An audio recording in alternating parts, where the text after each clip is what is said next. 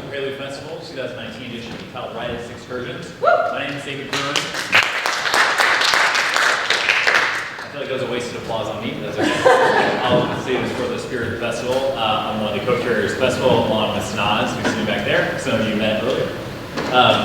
In this attention economy, attention is very scarce, so we're very grateful that you've chosen to spend some of your attention with us. And specifically for this event, a very special event featuring Theater Mitu. And what's going to happen in this kind of interesting hybrid event called Dramaturgy Disruption, which gives you a real insight into their work and process and some of the structures underlying it, as well as a glimpse of some of the really interesting work they produce on stage. That is going to be followed by a critical response from Kevin Reardon, who's joining us via the magic of technology from Singapore. Is that correct? From Singapore, and then we will do a brief Q&A, which I think because the group can be very conversational and robust. So thank you for joining us. And now I'm going to throw it to Ruben.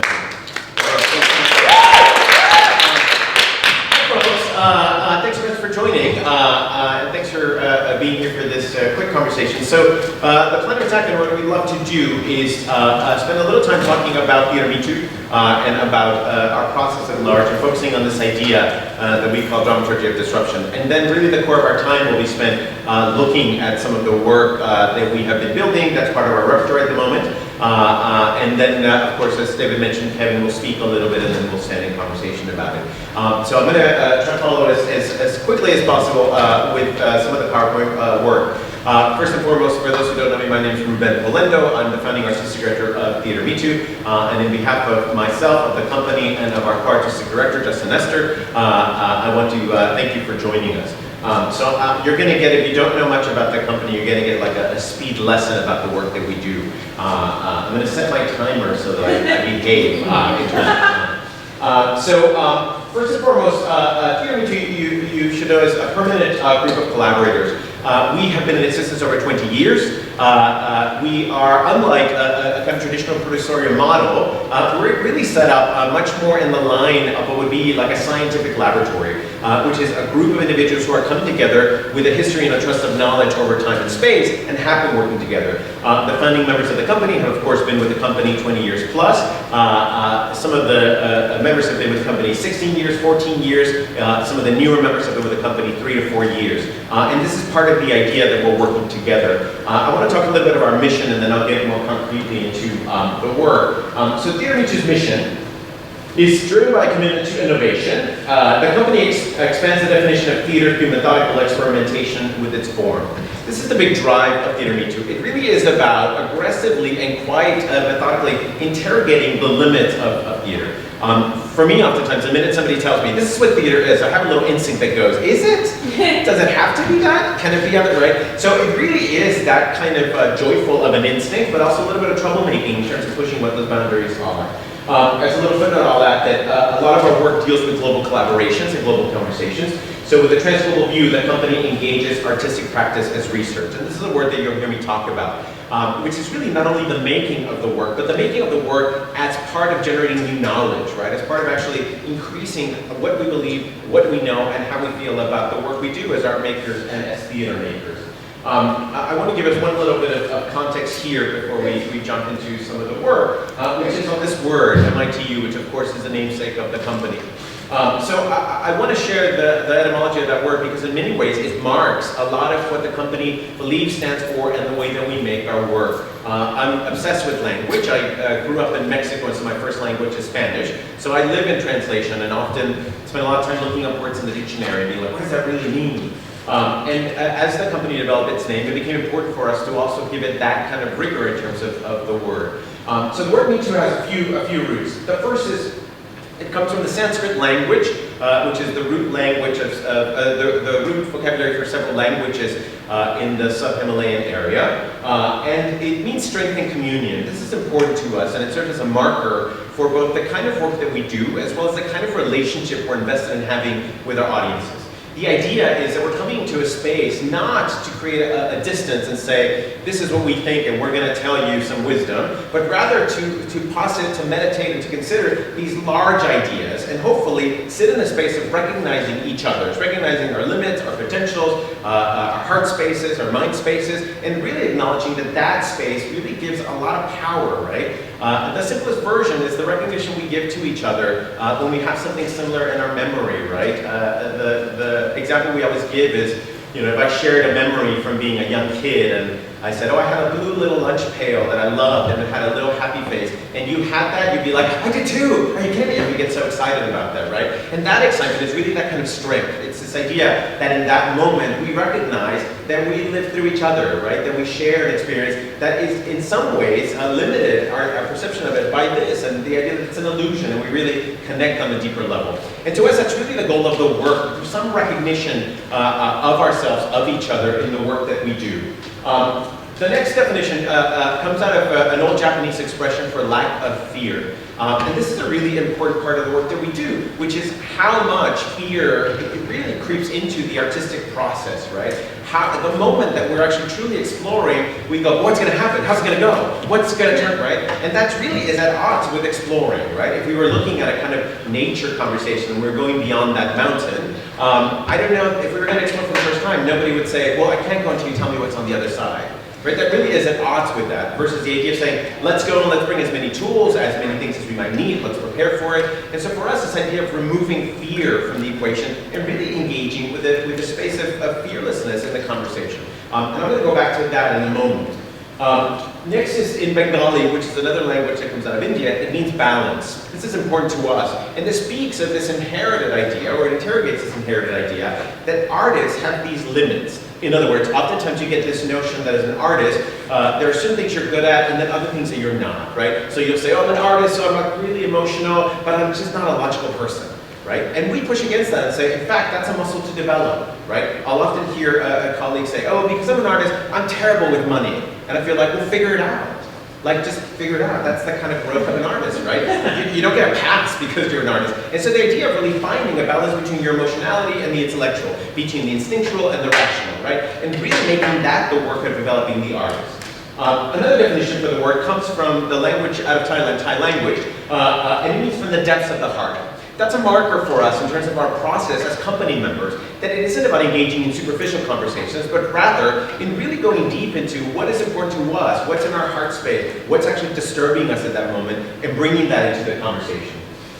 In Spanish, of course, it's words for mine and yours, and this also becomes an important marker, not only in terms of our engagement with audience, but actually how we make work. That it really invites this crossing of borders that we've inherited as to how we make work. And I'll talk a little bit more about that with the company, because there really is an engagement and a fluidity of how we give shape to the work that we do. And of course, in English, it's a phonetic for the words Me Too. Now, this is important to us because it's actually been a really remarkable experience to see this important and massive movement across the globe around the Me Too movement. And to know that that's actually saying the same thing, which is in union, in community, there is strength, and that gives voice. So for us, it's been a remarkable honor to actually see that word have such an incredibly potent effect in such an important conversation. And so for us, it reminds us that in many ways, the statement Me Too, which is out there, really does mark a kind of a simple way of saying everything I said before, which is really that recognition, right? This idea of the balance of removing the fear. So these become the markers of the work that we'll do. I want to talk a little bit about how the company looks at the making of work and how we develop work. So again, as a company, we come together in a state of collaboration and develop these large-scale projects. The projects look and engage in technology, they're very physical, they're very visual practices, and source from a lot of different materials. So we have a step that we call a laboratory. So laboratory is a kind of space that really, I'm getting cut off. Can I get your help, Justin, on that? This is how it works. Just to let you know. Thank you. So laboratory is a really key moment for Theater Mitu, and it's a space that we come that's different from actually developing a project or a workshop. And it's a space that we come together and engage in a whole host of instincts that company members are having. In terms of what is on your mind? What is on your mind in terms of your own life, your emotional life, your political life? and to look at what that brings into conversation and what are the arguments, the discussions that we get into, and really begin to elasticize that. So laboratory for us, thank you, Jay. Laboratory for us looks at this idea of interrogating, and keep going. I love that there's actually a picture of you doing exactly what you're doing on that slide. The idea again is to interrogate, to really look at questioning these instincts in the conversations. The idea of experimentation, to really begin to see what do those ideas give birth to and what do they give shape to as artists, right? How do we begin to have that conversation? The next is the synthesis. How do we begin to synthesize our ideas together as a group? Not in a space of agreement, but actually in a space of discussion, and in a space of argument. This notion of ideating, right? What comes to mind? What are the images and so forth? And of course the idea of development, of developing these ideas into possibly something meaningful. So this is really the kind of laboratory space. So it really is a space of interrogating the instincts that the company is having. I'm going through this quickly because I want to get to the work, so bear with me. The company also has a really pivotal pillar, which is that we train as a company. Our training takes a lot of different shapes. The training promotes and strengthens the permanent group of collaborators. This is different than the making of work. This is a space in which we come to develop the muscles that we need to come together as a company and to make the work.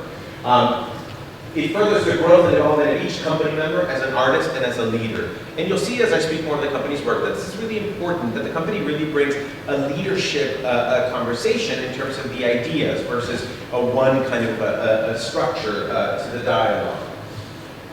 The training takes on a range of forms, including our company training, which is physical training that we do, field research as we explore the world and engage the work with artists, intensives, which are these training intensives where we invite artists to come and join us in the physical training, educational initiatives. We spend a lot of our time working with educational institutions, including universities, where we engage students in this kind of training and this kind of making of work. One of the other hats that I wear, other than as founding artistic director of Theater Mitu, is I'm the chair of Tisch Drama, which of course is the drama department for NYU. And so that's another way that the company's training interjects in that. I love that there's like a subtle alum pride. That is like alum pride. We are, of course, also engaging these community engagements, which is coming into conversations with individuals who are actually not engaged in the artistic conversation. This looks like a lot of things. In this image, you actually see us working with children out of an area called the Ger district in Ulaanbaatar in Mongolia. And it was about coming into a space of joy and of storytelling with these young students, none of them who are at the moment dedicated towards making art. But it was super cool to engage in a conversation and to have them ask questions of the work that we are making and doing. The training this key is for each and every company member, which is all of us, myself included, engage in all of this work in a whole host of different ways. Oftentimes, particularly in traditional theater systems, when one speaks of training, there's a kind of reference to the actor. And for us, it's important for everybody in the company to engage in the conversation about training. And so then we get to another key pillar, which is, of course, production, which is the manifestation of the work. And this is the moment where we, as the source, as the artist presenting something, engage the witness, engage the audience, right? And of course, this is the moment where we rest and apply on our company training, where really the rubber hits the road to make the work that we're going to make. We investigate findings from our field research, from the laboratory, and this is a really key thing because we separate this from that laboratory space, which is a space of exploration. In this production space, we really come together to make the work. And we assess the impact on the company, the witness, and the form. This is a key step in the work of Theater Mitu, which is not just about doing a show. We're interested in this longer journey, which is, of course, the mission of the company. And so upon presenting and making it work, we really investigate what was the impact? What was the impact on the audience? What was the impact to the company members? And how did it impact the form? Was there, in fact, new knowledge added? Were there new questions brought to the table or new interrogations on how we make work and how we engage the audience?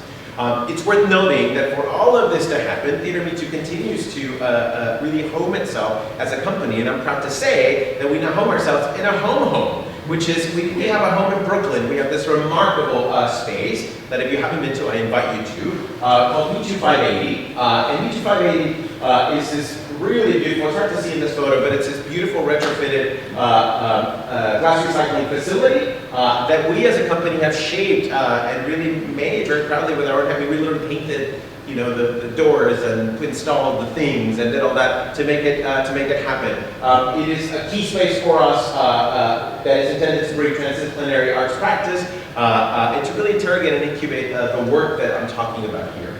So I want to jump to these definitions again and really zero in on this one, which is this idea of lack of fear. This becomes a really important conversation, or oriented rather, for the conversation that we are to have. For us, one of the things that is really important to look at is what are the things, practices, procedures, and processes that we have inherited in the making of theater, in the presenting of theater. And what histories do those inheritances reflect?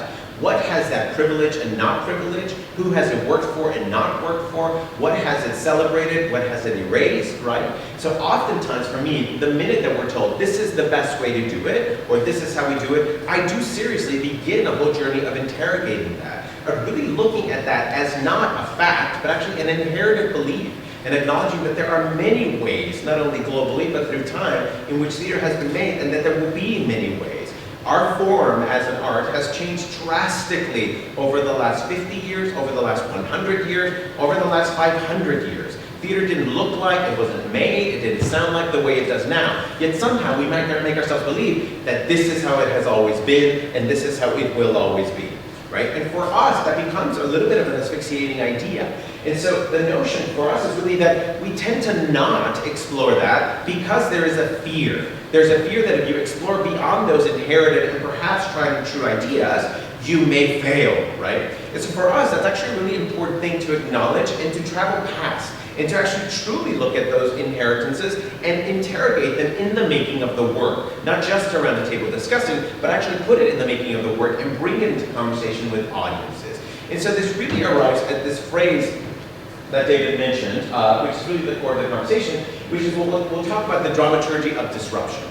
So for us, the word dramaturgy, which is often a debated and discussed word in our field, for us, dramaturgy, the best way to understand Theater Mitu's definition, is the impact that structure has on an audience.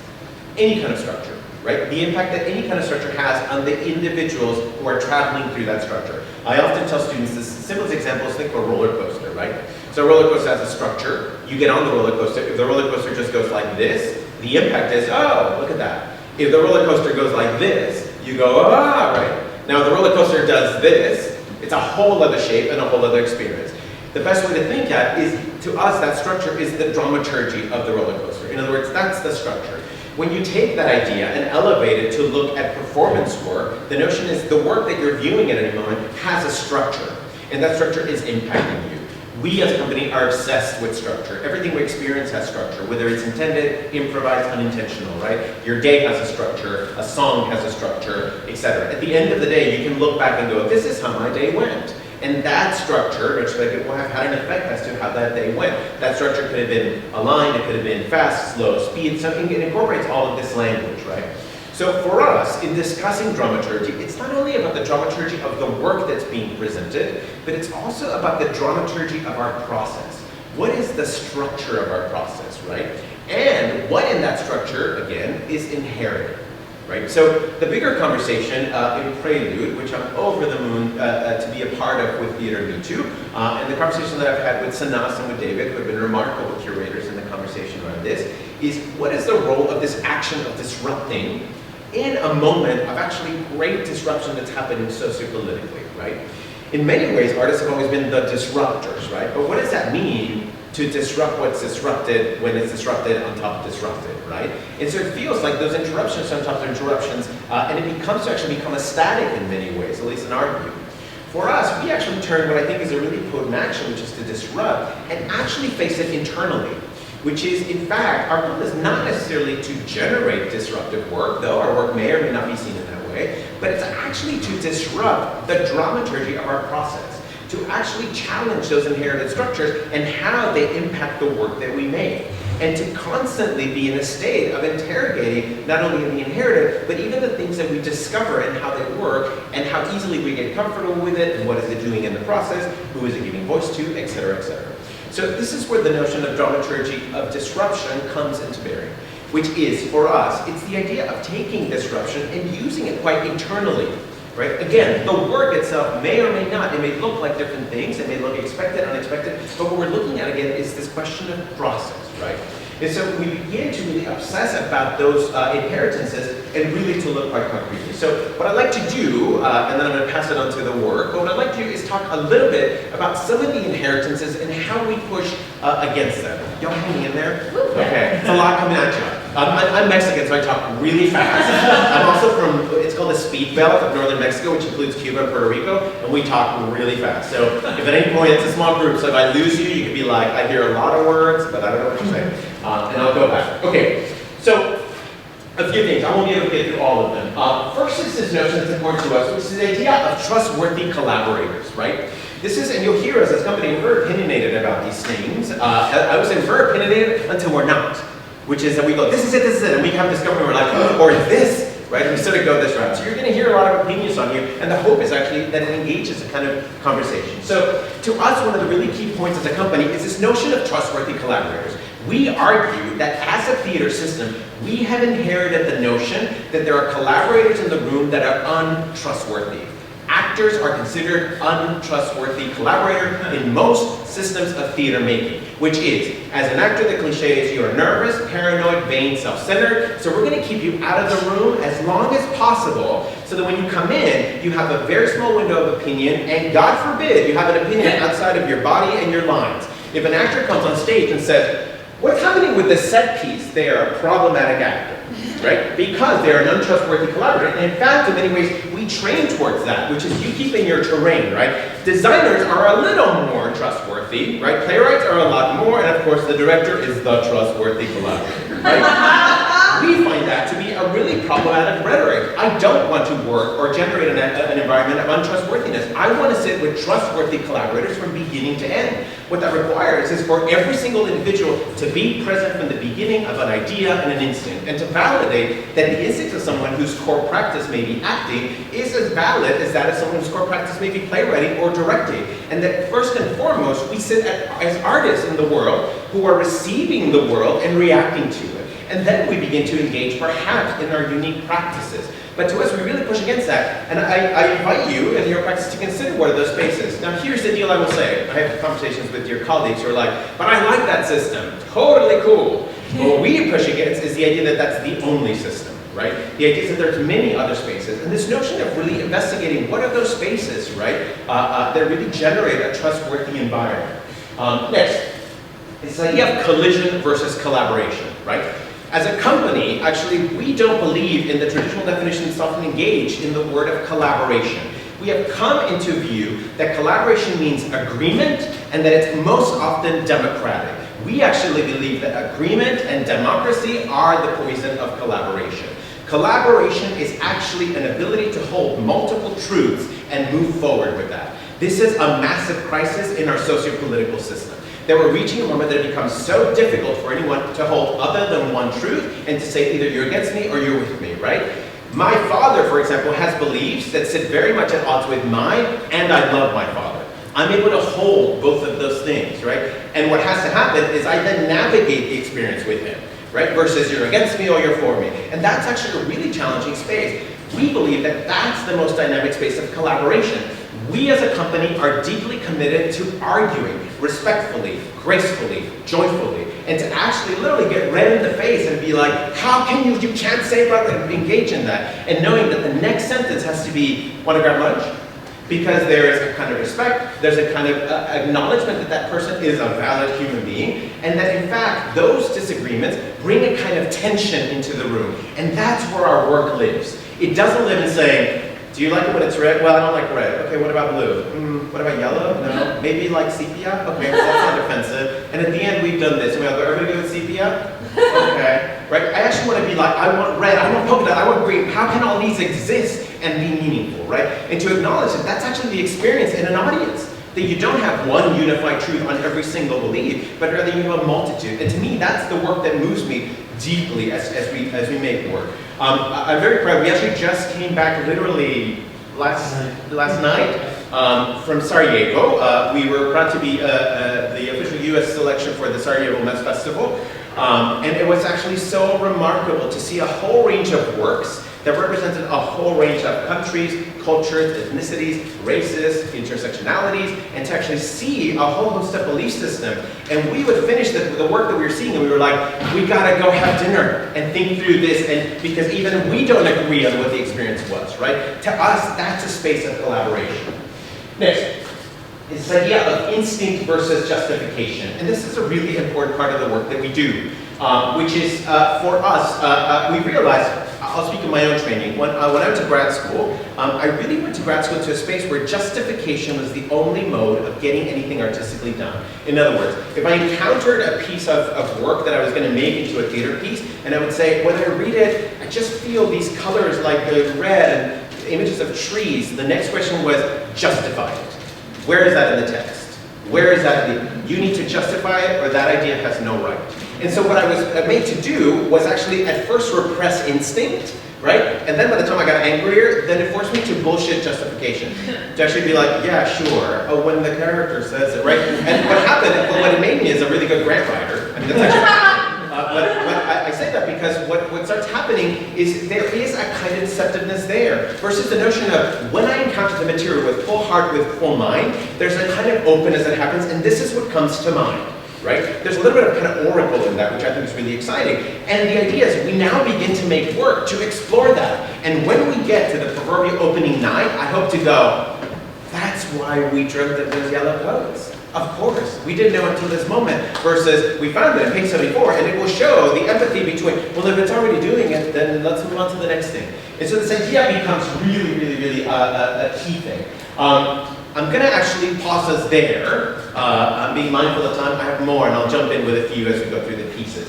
And what I'd like to do is actually move us to look at some of the work that we're going to see.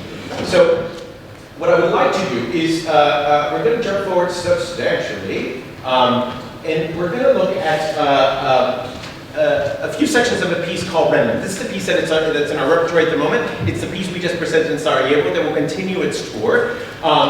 We've marked some of the technology here, but you'll see that the architecture of it is of a much different scale. So I invite you to imagine with us that we've had remarkable support here to bring some of those elements to life. I'll say a couple of things about Remnant. Remnant is a piece that really looks and obsesses about that word. In other words, that which is left behind, right?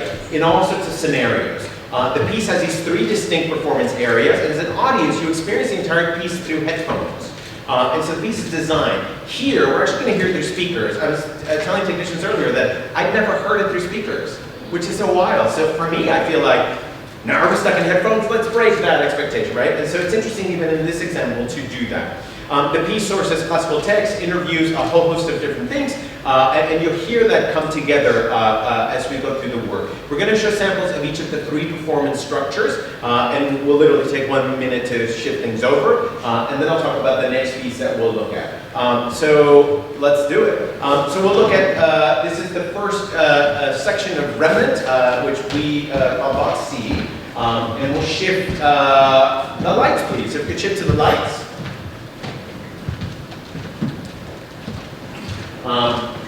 And this is the company. Just so you know.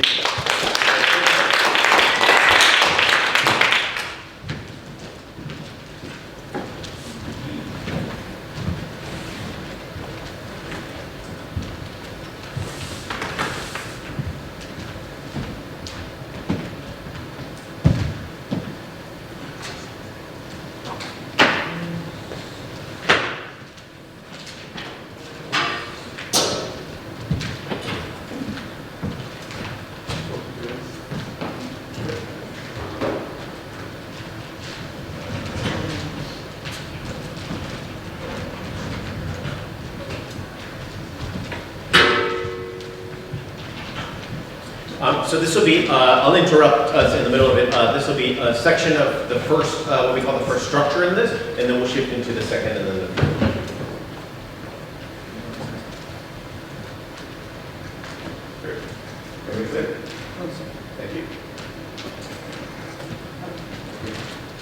Great. Alex, over to you.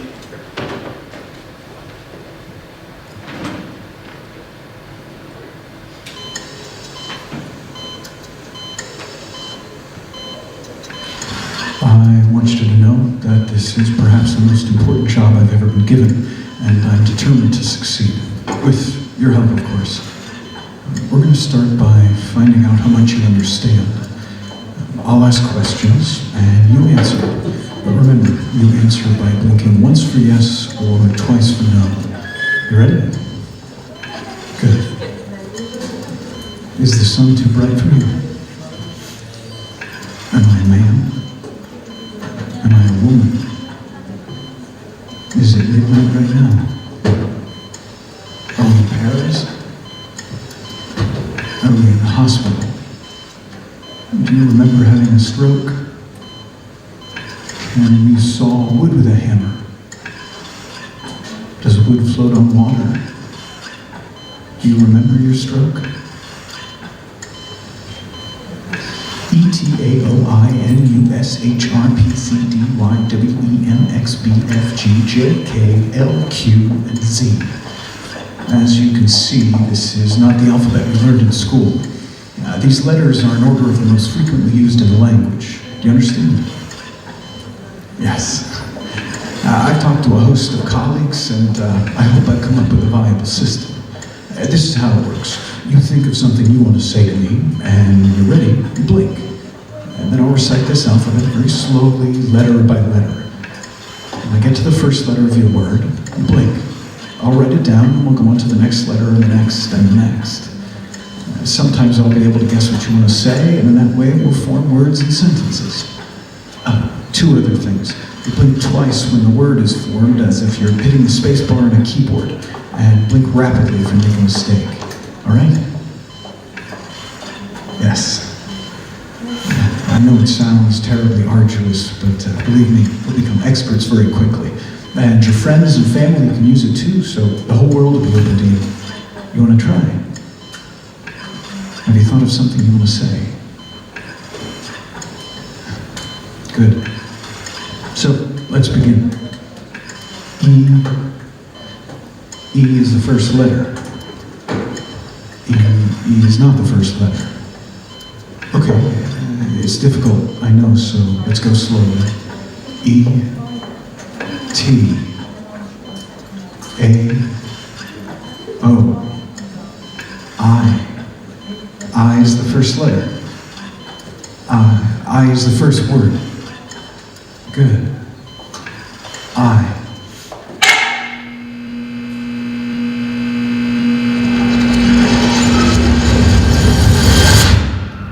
Well, so I can make some unassailable statements about what happens when you die.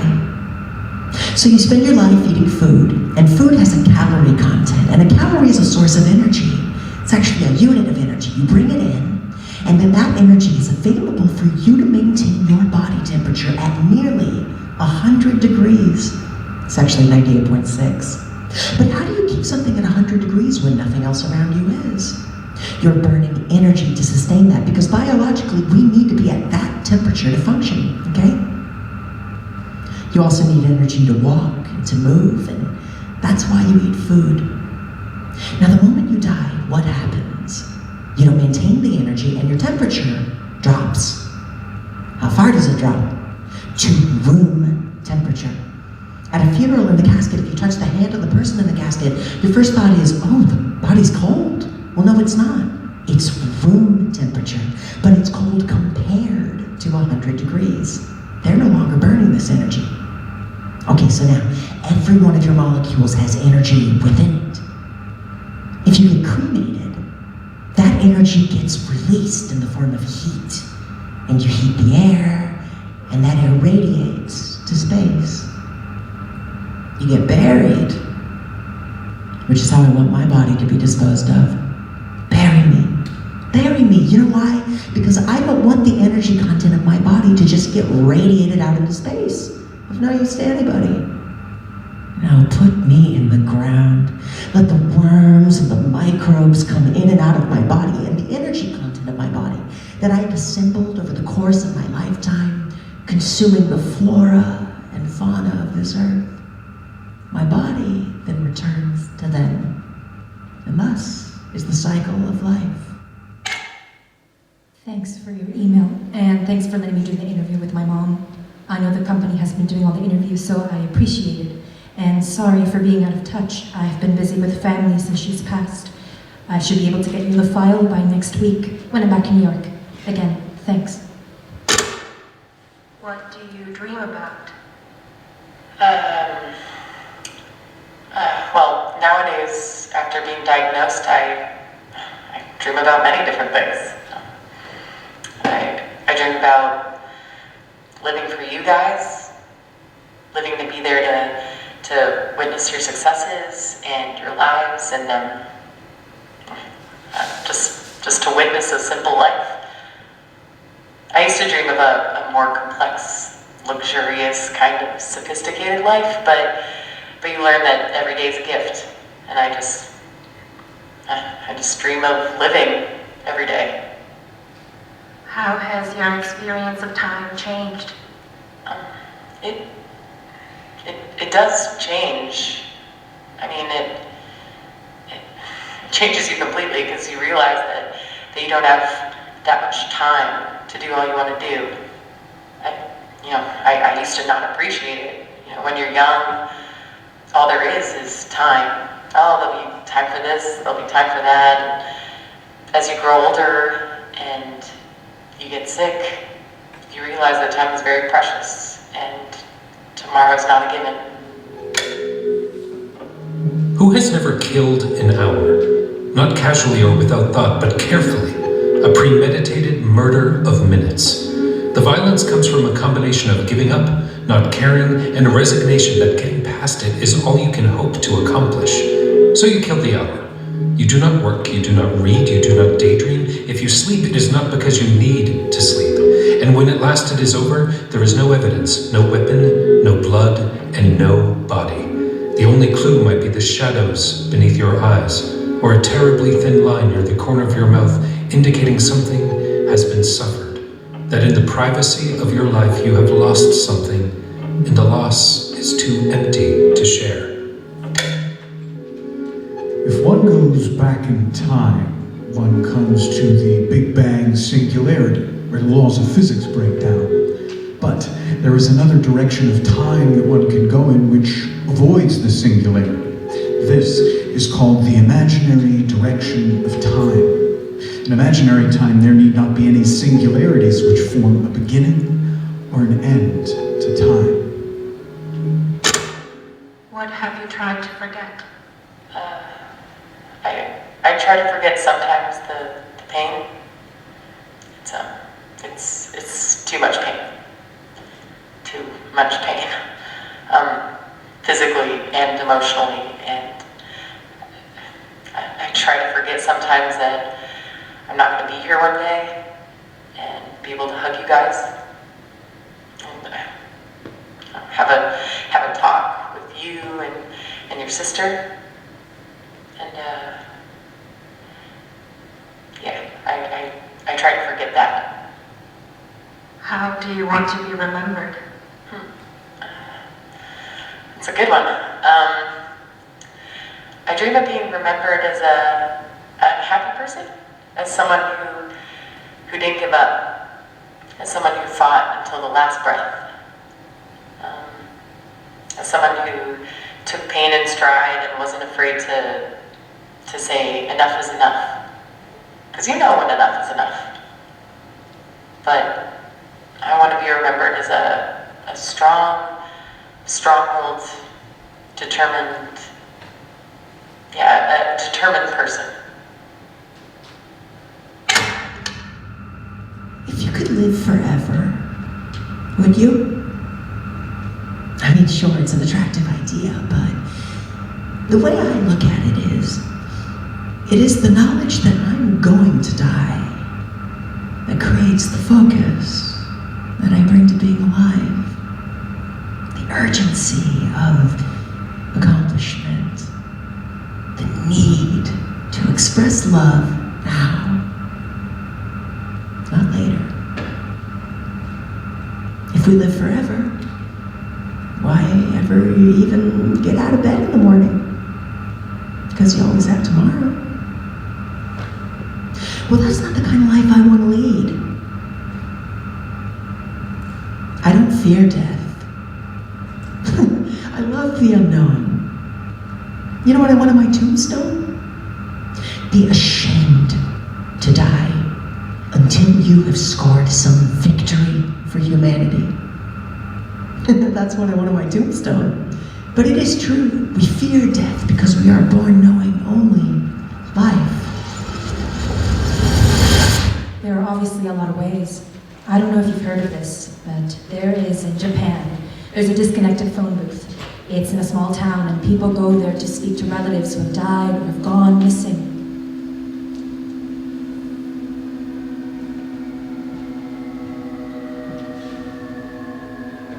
If you're out there somewhere, please listen. It's your voice, you're across the sea. Tried so hard, words aren't enough. Hurry home to you. Won't give up. When the car goes by, I can't help myself. I'm about to do it.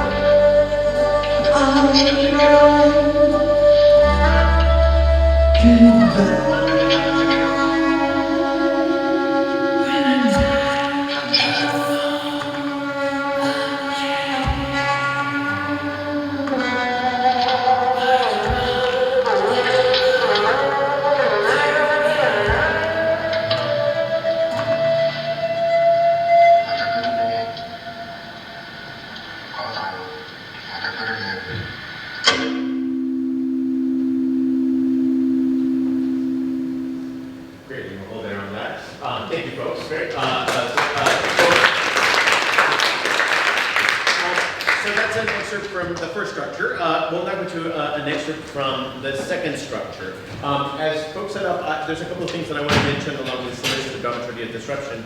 One of the big reasons that as a company we engage in technology is really to look at technology as a collaborator. And that inhabits everything I was talking about in collaboration, that in fact, often technology, it doesn't agree with us. We just have to stay stubborn with it. And so it creates this kind of tension that it really breeds a kind of new work, right? And so technology is not only playing out in your experience, but it's actually playing out in theirs. So you know, all the performers are in-ears, so they're actually hearing the show and a whole other kind of viewing life is inside there, as well as how they interact with different parts of the technology.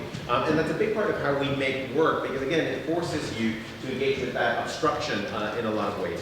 The other is a big part of the work that's often inherited as a theater maker is this idea that we're storytellers. We actually push against that a little bit. And in the work that we do, we don't consider ourselves storytellers. We actually consider ourselves image makers and invite the audience to be story makers. And so the idea is really that we're presenting a series of potent, hopefully, and meaningful images, and that it's really your own reflection into the conversation that completes it. So then when you walk away with different aspects and different reflections of it. And again, that's a really kind of thorough inheritance that happens. We're good on this side? Okay, right. So this is again a little excerpt from another one of the structures in Remnant. So Alex, over to you.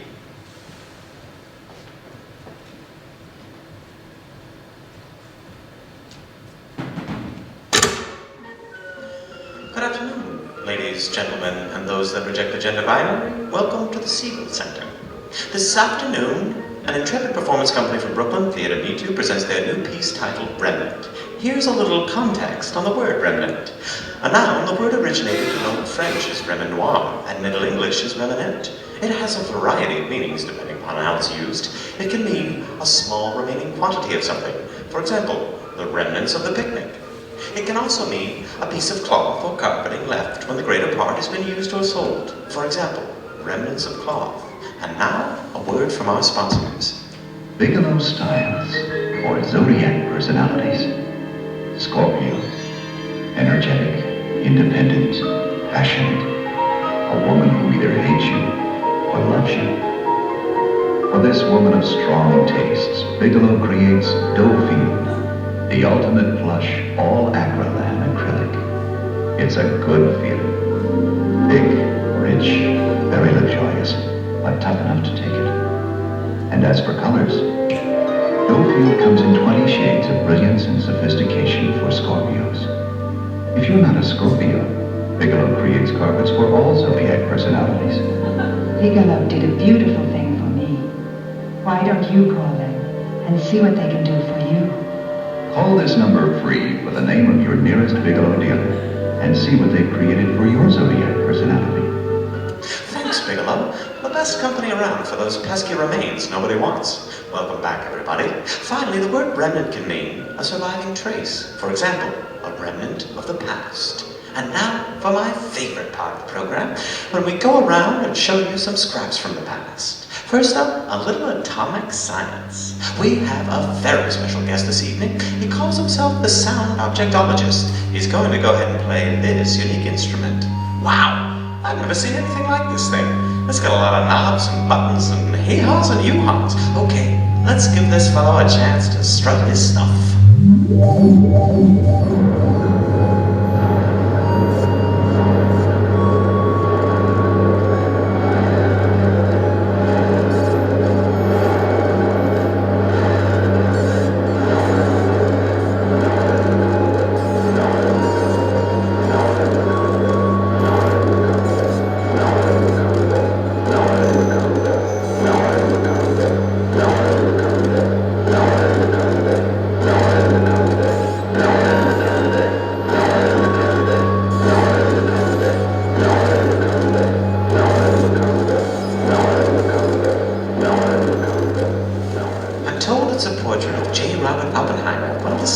Credited with inventing the atomic bomb. My producer tells me that he became famous for speaking this quote from an ancient Indian poem called the Mahabharata after watching the first bomb explode. He said, and I quote, "Now I have become death, the destroyer of worlds." Isn't that something? Okay, let's listen in.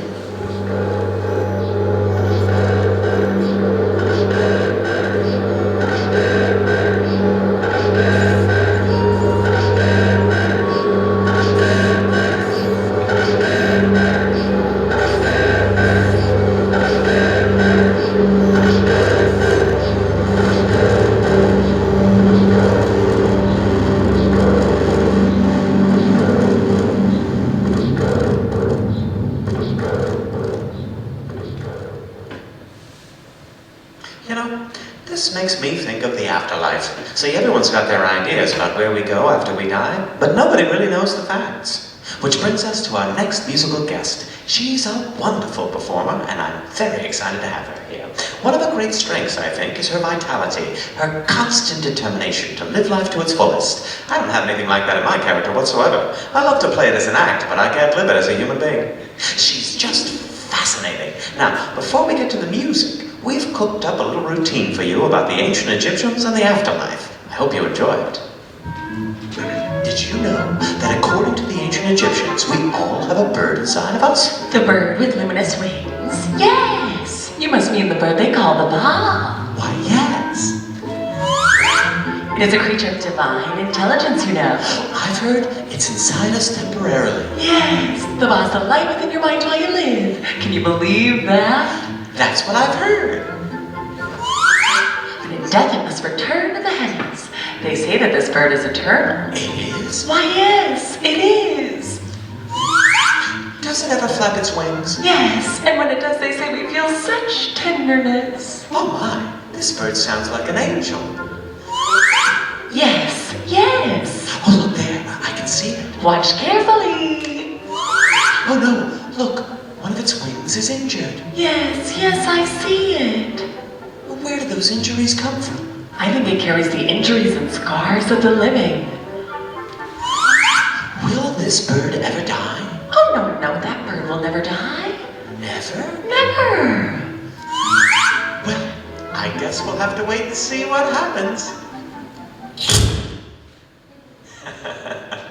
Now, she's going to play a little song for us. It's one of my favorite little ditties. It might be a bit macabre, but it's sweet, and that's how I like it.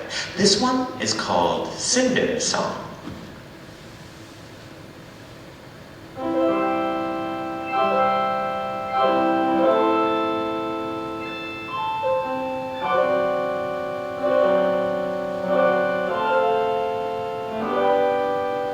Many a year has passed since they buried her away,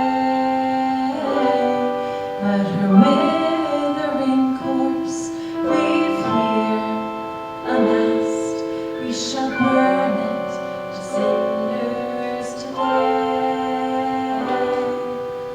Here is her ear, which no longer hears, and here is her brain, now it feels no more pain. A few drops of blood, the rest turned to mud, the rest turned to mud. Many a year has passed since they buried her away, but her withering corpse we've here amassed. We shall burn it to cinders today. Here is her hair, once it was so fair, and here is her heart. Never restore. A few drops of blood, the rest turned to mud, the rest turned to mud.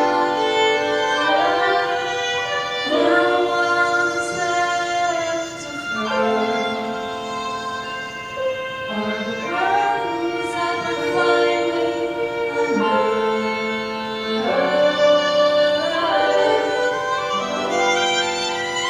Many a year has passed since they buried her away, with her withering corpse we've here amassed. We shall burn it to cinders today. Burn it to cinders, burn it to cinders, burn it to cinders today.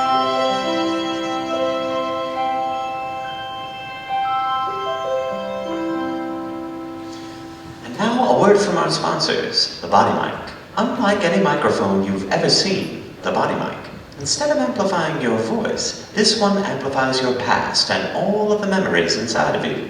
With the Body Mic, you can bathe in the nostalgia of memory while healing the traumas of yesterday.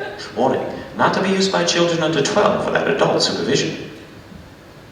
Now folks, for the first time in this studio, our sound objectologist is going to demonstrate the Body Mic live. He's going to take us back to the time of the great King Arthur, because you can't talk about death without talking about war.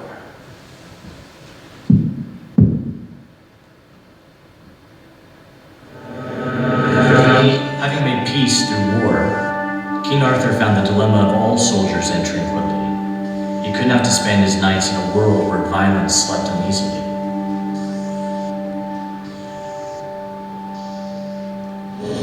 It is difficult, if not impossible, to keep the strength and temper of fighting men without fighting. For nothing rusts so quickly as an unused sword or an idle soldier.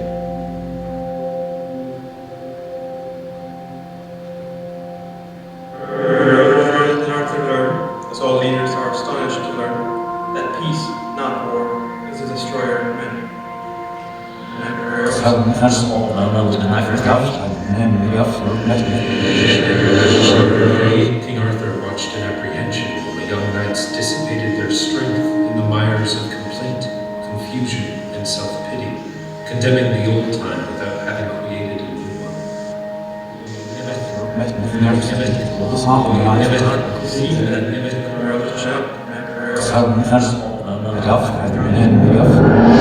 I wish I could understand it, King Arthur said.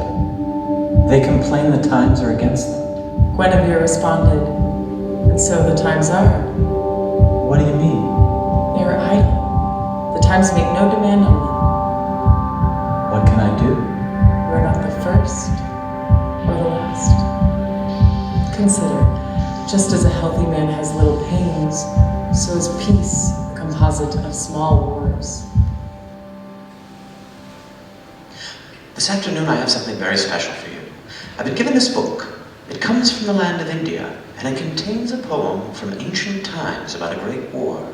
Once upon a time, there was a family fighting over who would control a great kingdom. It quickly became a massive war with millions of people involved. The destruction was so catastrophic that it actually changed the course of humanity. Can you believe that? It happens. This poem is called, now listen closely, I've mentioned it before, it's called the Mahabharata. Now, with your permission, I'd like to read a little from this poem. Before the fighting began, the great hero of our story was riding in his chariot, heading to battle, when he spoke to his charioteer. Drive this chariot and stop it between the two great armies. When he saw the armies standing there, he saw faces and lives and histories. The young hero spoke once more and said, My legs weaken, my mouth dries, my body trembles. No good can come from killing these people in battle. He sank down into the chariot and dropped his arrows and bow, his mind heavy with grief. I will not fight, he said, and fell silent. As the hero sat there downcast between the two armies, his charioteer smiled at him and then spoke these words. Stand up. Even as you are surrounded by death, you must move forward. You don't have to kill, but you must fight for something. What a dynamite poem. It can ease the loneliness of a long, dark night. It's a spectacular beach read, and a great companion while your near and dear lies in a hospital bed next to you. Let me know what you think, folks. We'll be taking calls later in the program. Now, another word from our sponsors. Great. And we'll hold there. Thank you. So we have two remaining short excerpts. The next is a very short excerpt from the last of the performance structures from Remnant, and then after that we're going to jump to a very short 5-minute section from another piece, just to give a little interaction there. I want to make sure that I'm covering everything.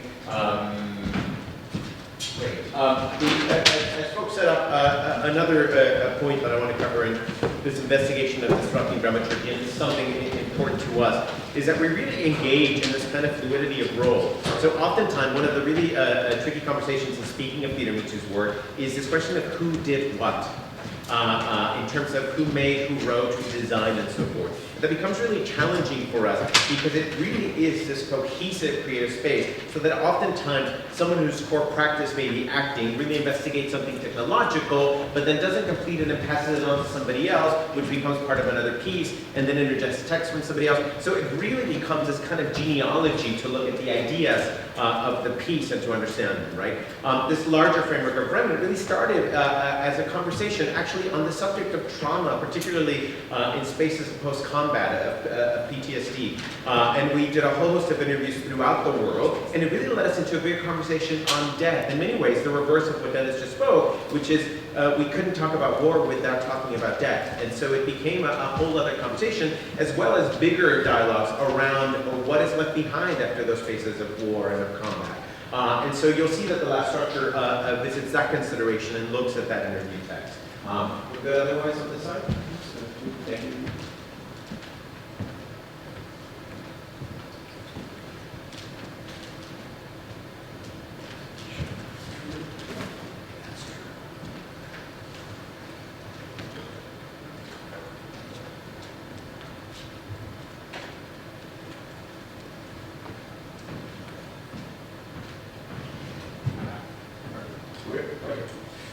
So this is again from the third structure of Remnant. Alex, over to you.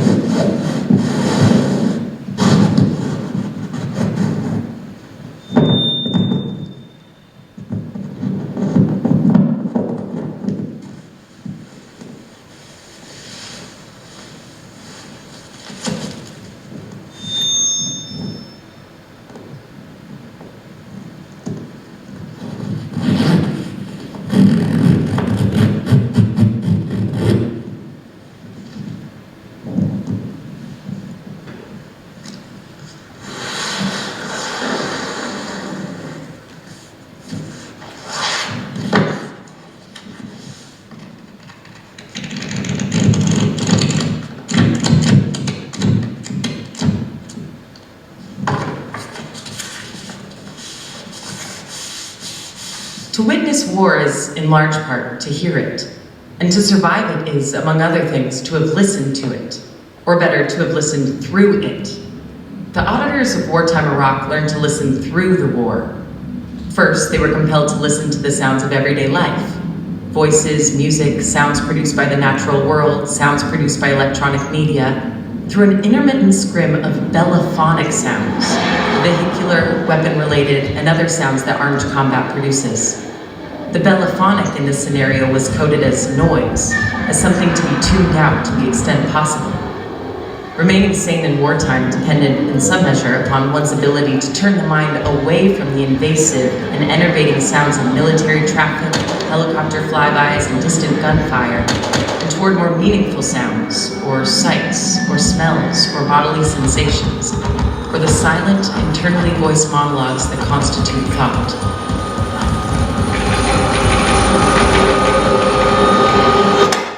Marine Corps, frontline assault. My military occupational specialty was 0351. Oh, this is my husband. He wanted to sit on the interview, if that's okay. We never really talked about this stuff, and he wanted to hear. I hope that's okay.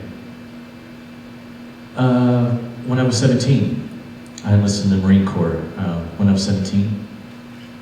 9/11 was still pretty fresh in everyone's minds. I mean, it happened as I got into high school, so.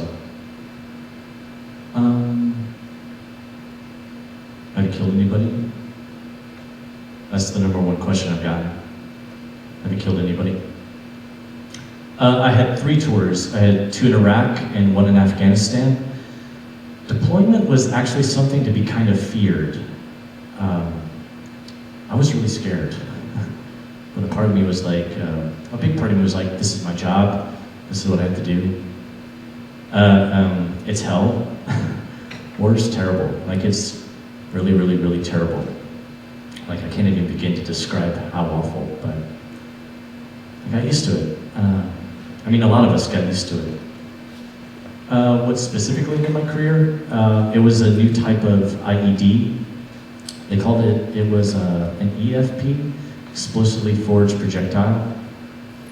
Last thing I remember, it was a flash and a bang. Just debris like flying over my head, and then that's it.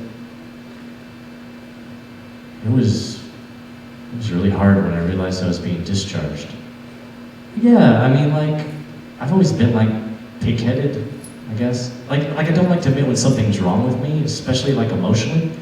I mean, that's how I was brought up. Like, you know, men are not emotional. Well, yeah, so when I got out, they wanted me to see someone for PTSD. They wanted me to go see like a psychiatrist or something like that, but I didn't want to. I mean, a lot of the Marines I was with, you know, if you do that, then they won't let you keep a weapon. Yeah, you'll be flagged or something, so you can't. They'll be afraid that you can't handle it, and I just didn't want to have anything officially on record. Well, it's not like I've had like too many episodes. I mean, 1 or 2? Yeah, it's like when I've been sleeping, but it's nothing super bad. It's like every single day that I wake up and the light hits my eyes, I'm taken back to that exact feeling. It's hard to explain.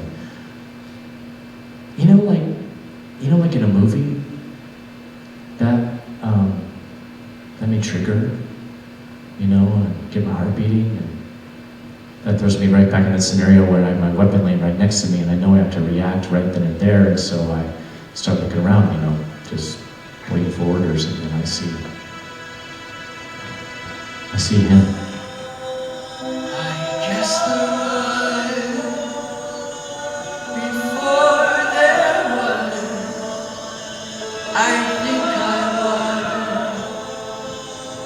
before there was. And I just keep telling myself that, you know, you're fine, you're all right, you're right here, you're at home.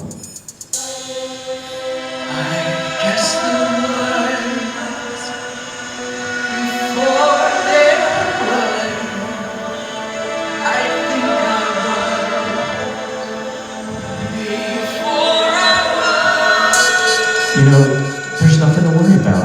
I guess that, like, this is what I have to do every day when I wake up. The number one question I've gotten,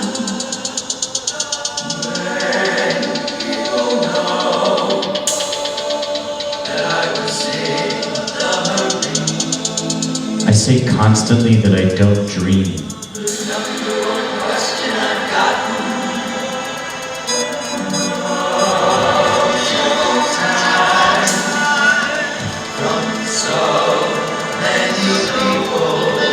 I can't remember the last time I had a dream. number one question. Number one question.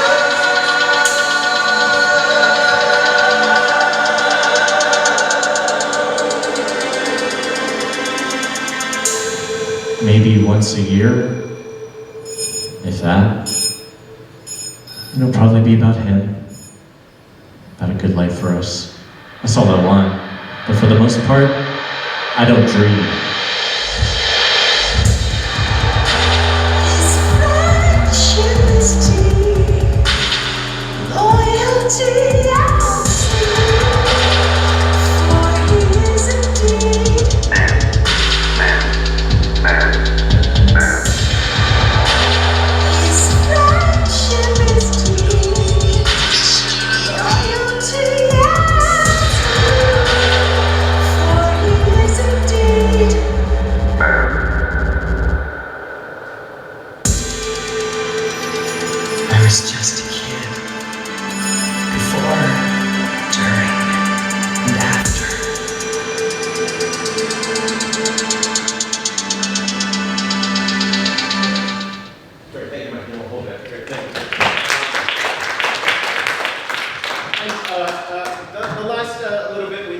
Share with you is from an altogether different piece.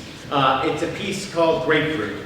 This is a dance theater piece that really meditated on a whole host of subjects, including the body and the aging of the body in all sorts of different configurations.